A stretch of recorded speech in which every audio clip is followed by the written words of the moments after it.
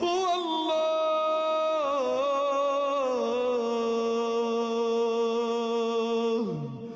الله الذي لا إله إلا هو الملك هو الله الذي لا إله إلا هو الملك القدوس السلام المؤمن المهيمن العزيز الجبار المتكبر سبحان الله.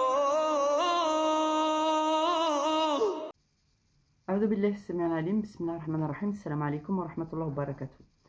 Donc dans cette petite vidéo, un spécial pour le mois de Ramadan. Donc vous savez, alhamdoulilah, par la grâce de Dieu, que pendant cette période, Allah Azza wa Jal attache et extrait les plus gros démons de notre monde et du leur, d'où qu'ils soient d'ailleurs. Et Allah les attache donc dans le ciel, et nous n'avons une difficulté en moins, disons, que les shayatin, les autres démons qui tiennent leur poste, qui nous dérangent au quotidien, n'ont plus le soutien de leur patron, de leurs aïeux. Donc on fait une pause dans les pactes, ils ont fait une pause dans les pactes, ils ont fait une pause dans un certain nombre de sihr dont ils ont le secret et qu'ils ne donnent pas aux hommes. Les sorciers parmi les humains, ils sont dépossédés de leurs alliés parmi les shayatin les plus méchants, qui sont attachés aux portes du paradis. Donc on va profiter de cette ouverture pour refaire et relancer voilà, un traitement en force de la ruqya pendant la période de jeûne. Inch'Allah, afin qu'Allah on profite de cette période où Allah nous allège et nous facilite pour maintenir un traitement de ruqya. Et je vais vous faire un résumé. Prenez des notes si vous voulez. Un résumé des traitements et diagnostics, comment vous pouvez procéder pour vous soigner par vous-même si vous n'avez pas la volonté de consulter quelqu'un, que vous soyez autonome, Inch'Allah. Donc voilà pour le rappel. Donc je vais vous faire ça dans la seconde. Bismillah, la première étape est de pouvoir établir le diagnostic. Pour établir le diagnostic, il faut regarder les symptômes. Pour reconnaître les symptômes, il faut les connaître tout simplement. Donc vous pouvez vous référer à ma vidéo qui s'appelle symptômes de mal occulte, ou reconnaître les symptômes du mal occulte. Et je fais une liste qui est non exhaustive, c'est-à-dire qu'il y a beaucoup d'autres façons au mal de s'exprimer dans le corps humain.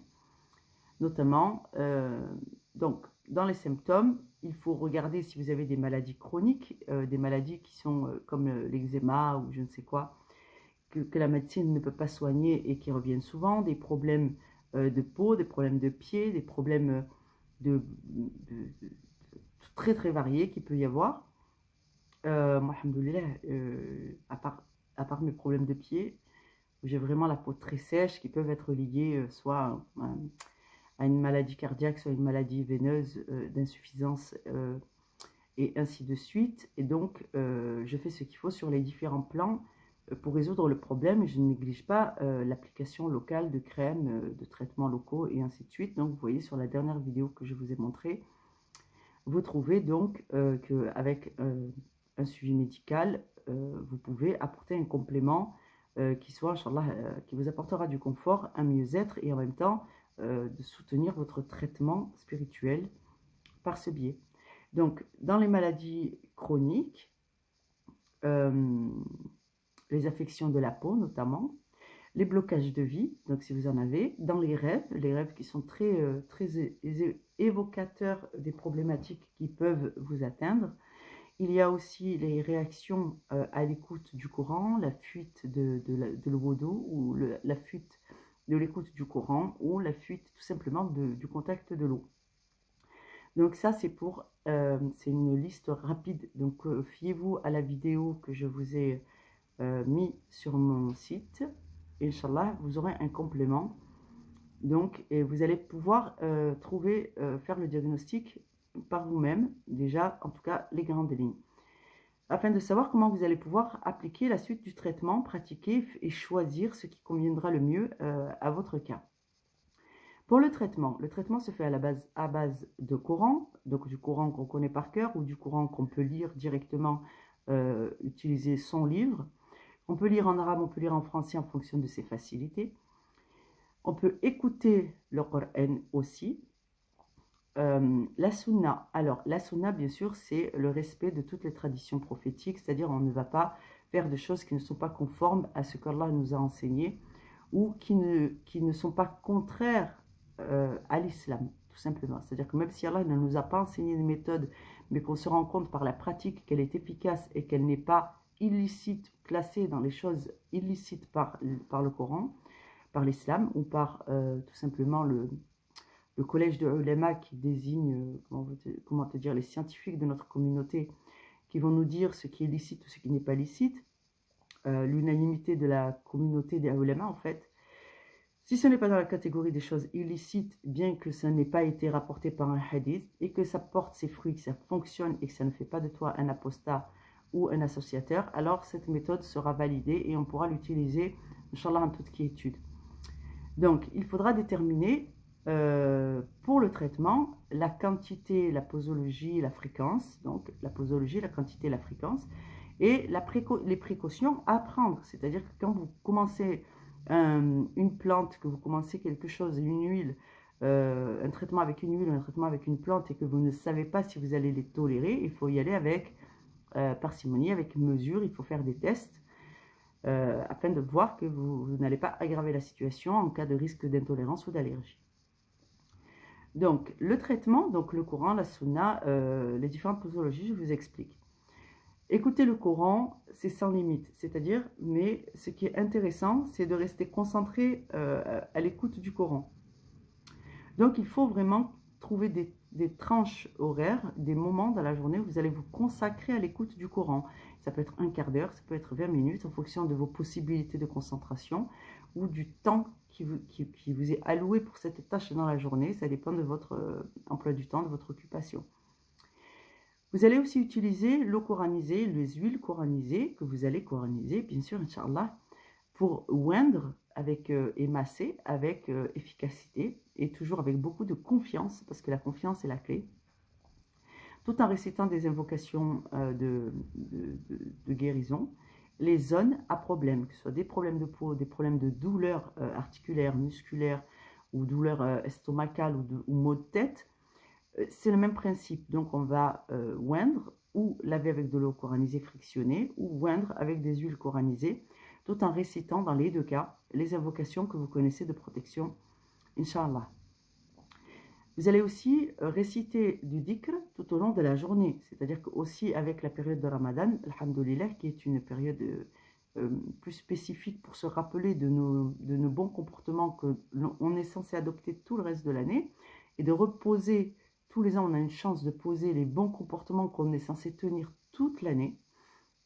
On va se rappeler de réciter les invocations de protection au réveil, en sortant de la maison, en entrant dans sa voiture, en sortant de sa voiture, en arrivant au travail, en bénissant les lieux où on va avec des invocations que vous connaissez. Je vous recommande la citadelle du musulman. Vous recueillez dans cette citadelle les invocations qui vous vont le mieux et vous pouvez rajouter du dhikr. Et vous pouvez rajouter Ayat Kursi, qui est une ayat de protection. Vous pouvez rajouter dans votre dhikr de protection les 2 derniers versets de la Surat al-Baqarah. Il n'y a pas de restriction, les versets du Coran que vous connaissez, s'ils rappellent la grandeur d'Allah et que dedans il y a des injonctions de protection, Bismillah ar-Rahman ar-Rahim, Alhamdulillahi Rabbil Alamin, et vous pouvez enchaîner avec la Surat al-Fatiha, qui, si vous ne connaissez pas beaucoup de Coran, avec Surat al-Fatiha, vous avez un champ d'application extraordinaire, c'est-à-dire que vous allez réciter Surat al-Fatiha tout en comprenant le sens des paroles, et sur les derniers versets, vous allez émettre l'intention que vous attendez, que vous voulez, que vous espérez de la part d'Allah. Donc si vous voulez de la protection, vous allez émettre l'intention de protection. Si vous voulez de la guérison, vous allez émettre l'intention de guérison. Il ne faut pas oublier qu'avec la guérison et la protection, il y a bien sûr la guidée, parce qu'Allah ne guide pas les injustes, hein, ce sont ses paroles. Donc vous devez reconnaître que cette guidée-là, que cette protection, ce que vous attendez en réalité relève de guidée, et que vous consentez à être guidé, Inch'Allah, et ça fait de vous des musulmans qui honorent leur serment d'allégeance à Allah. Aussi, donc, vous avez aussi la possibilité, donc en fonction du diagnostic, de lutter contre les djinns qui viendraient tenter, forcer les rêves érotiques et ainsi de suite. Donc, avoir une double vie, on va dire, en cauchemar, qui est une atteinte à votre intimité. Et vous pouvez lutter aussi contre eux, donc si ça fait partie de votre diagnostic. Vous savez que vous avez la possibilité, donc il y a une vidéo, lutter contre les djinns de nuit, que j'ai mis à disposition sur cette plateforme. Et dedans, donc, je vous enseigne comment utiliser l'encens, l'eau, le séné, l'huile coranisée, bien sûr, et les paroles, les invocations qui peuvent vous apporter, Inch'Allah, un soulagement, notamment du dhikr. Ensuite, par rapport aux troubles mentaux, il y a des choses à essayer, il y a un certain nombre de choses à essayer. Comme l'écoute de la ruqya, la lecture de la ruqya, si on peut écouter et réciter simultanément des versets que l'on connaît, c'est très bien, pour avoir un soutien. Suivre la lecture dans les deux langues, c'est-à-dire que si vous êtes francophone, vous écoutez en arabe et vous lisez en français. Vous pouvez frictionner la tête, oindre la tête avec un petit peu d'huile coranisée. Vous pouvez aussi utiliser l'huile coranisée et en passer dans vos oreilles. Source de SOS, et le cœur se purifie non pas par des ablutions mais par la récitation du Coran, les invocations. Vous avez la possibilité de faire des invocations libres ou de réciter les noms d'Allah tout en les méditant aussi, ce qui peut purifier grandement le cœur des hommes. Donc pour les troubles mentaux, on va faire des choses qui sont assez simples parce que les gens ont vraiment beaucoup de mal à se concentrer. Donc, moi, ce que je vous recommande quand vous avez beaucoup de wuswes, la tête remplie, beaucoup de problèmes, c'est de faire des ablutions parce que s'il y a des shaitans qui viennent autour de vous, qui se mettent sur votre visage, que ce soit sur votre tête ou qui vous murmurent, qui se cachent dans le lobe de votre oreille, vous allez pouvoir vous en débarrasser avec les ablutions, Inch'Allah, tout en faisant des invocations et en espérant, en émettant l'intention pendant vos ablutions de vous libérer du waswas et de vous purifier afin que la lumière d'Allah descende sur vous, la grâce d'Allah descende sur vous, que les souillures ou les saletés puissent s'en aller de vous et que cette eau, au moment où vous passez les ablutions et vous faites vos invocations avec l'intention de vous purifier, Allah l'accepte et donc il vous nettoie, il vous purifie. Quand vous avez fait cette purification à base d'eau, alhamdoulilah, saisissez-vous d'un peu d'huile coranisée, passez-en un petit peu dans les oreilles, un petit peu sur le visage, et n'oubliez pas d'aller chercher dans le cuir chevelu, Inch'Allah, et de passer rapidement un petit peu d'huile sur l'ensemble de votre tête. Donc, quand vous aurez fait vos ablutions, vous aurez nettoyé, rincé votre bouche et votre nez. Donc, s'il y avait des chayatines qui s'étaient planqués, dissimulés dans ces zones-là, vous les avez chassés. Donc, l'huile que je préfère, bien sûr, dans ce cas-là, moi, c'est l'huile d'olive, parce qu'il n'y a pas de contre-indication en cas de contact avec les yeux, il n'y a pas de problème majeur.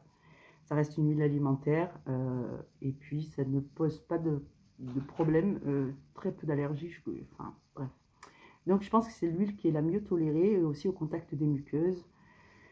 Donc, de la même façon, donc ça c'est en cas de troubles mentaux un petit peu intensifiés, états mentaux perturbés, je veux dire anormaux.